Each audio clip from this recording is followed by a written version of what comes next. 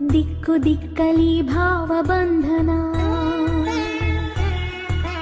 ಹರಿವ ನೀರೆಲ್ಲ ವೇದ ವಾಚನ,